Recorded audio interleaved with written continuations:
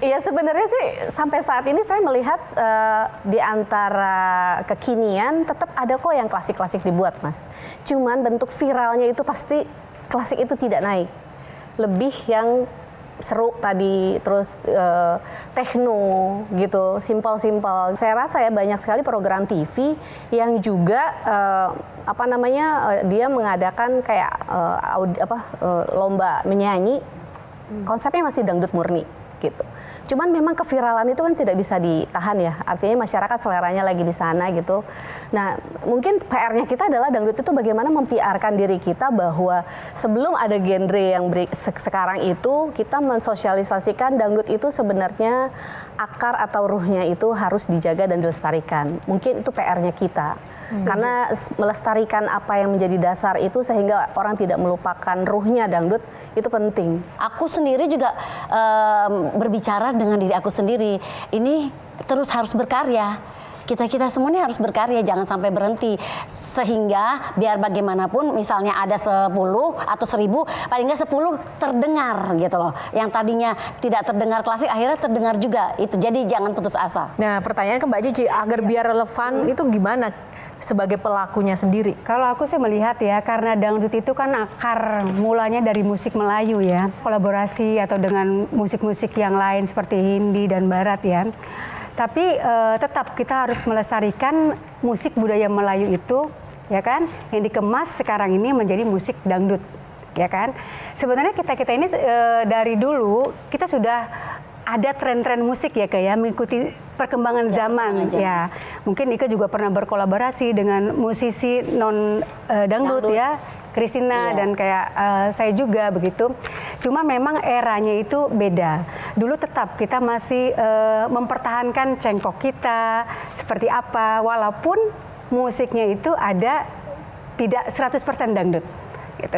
Jadi ya intinya kita tetap harus memperjuangkan, melestarikan bagaimana dangdut itu bisa dinikmati di masyarakat luas dan dengan karakter dan aslinya sendiri seperti apa. Ya aku tetap optimistis pada hidupnya lagi cengkok itu Ike. Yeah. Karena kemanapun kita pergi akhirnya pulang kok.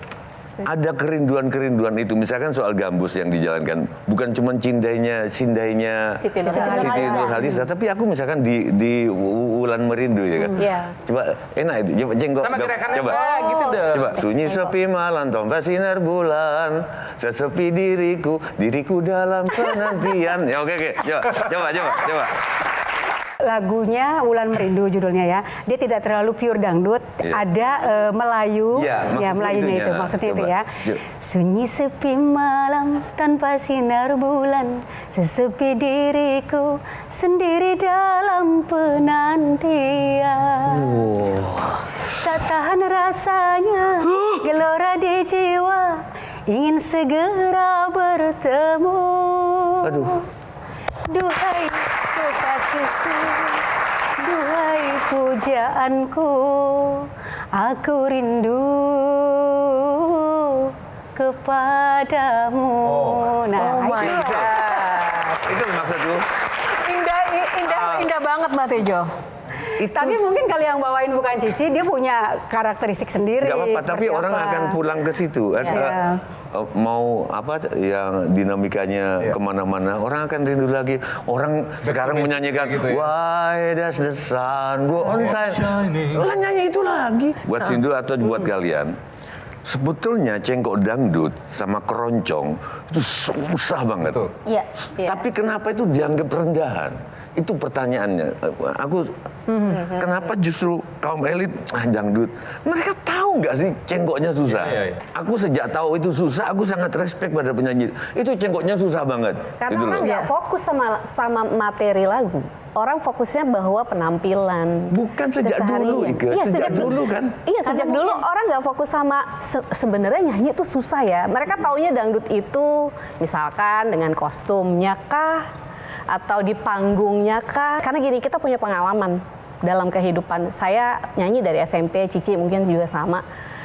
Itu saya punya beban tersendiri ada di panggung dangdut. Mohon maaf lahir batin.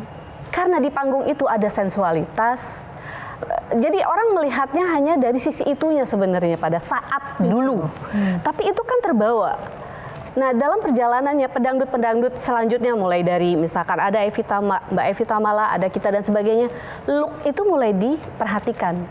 Dulu look itu sangat prihatin karena saya merasakan di panggung dangdutnya bagaimana saya nyanyi pakai rok segini, Pak. Rok segini, terus nggak goyang. Itu penontonnya nggak suka. Penontonnya menuntut kita goyang dan seksi. Saya nyanyi itu tahun 90 di panggung itu 92, 91, 89 tuh nyanyi di panggung-panggung. Dulu seringnya bareng sama Mbak Evi. Itu benar-benar kita tuh memperjuangkan bagaimana kita nyanyinya pakai roknya panjang. Itu susah. Pernah ditimpuk karena kita terlalu sopan menurut mereka. Pak. Tapi pertanyaanku, apa salahnya dengan goyang? Orang yang hidupnya sudah kayak aku sendiri, kalau ada apa-apa aku goyang. Bapak punten, goyang kalau cuma seru-seru aja saya setuju karena saya juga suka. Goyang yang bagaimana dulu? Goyangnya sangat sensual, bajunya minimalis Bapak. Jadi kalau kita jalan di panggung, mohon maaf, underwear kita kelihatan. Hal-hal yang sifatnya off air itu terbawa image-nya sama masyarakat. Dia tidak lagi melihat bahwa dangdut itu secara teori menyanyi, materi lagu itu lagi tidak dilihat. Aku hanya menambahkan sedikit. Kenapa dibilang musik dangdut rendahan? Mungkin jatuhnya karena musik rakyat yang sangat, ya kalau dibilang rakyat jelata iyalah. Dulu kan ada dangdut dorong, ya dangdut dorong kayak gitu. Terus gerobak dorong ya, gerobak dangdut dorong. Tapi sebenarnya orang-orang yang mengenal dangdut itu kalau sudah dengar Mbah, mereka joget. Cuma malu karena dia sudah menjas bahwa dangdut itu musik rendahan. Tetapi kalau dengar musiknya sebenarnya mereka goyang.